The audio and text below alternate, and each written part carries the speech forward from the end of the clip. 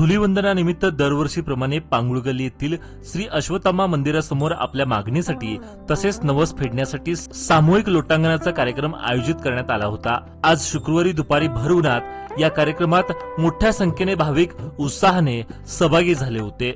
उन्हाने तापलेल्या रस्त्यामुळे त्रास होऊ नये यासाठी स्थानिक कार्यकर्त्यांकडून भक्तिभावाने लोटांगण घालणाऱ्या भाविकांवर सतत पाण्याची फवारणी केली जात होती।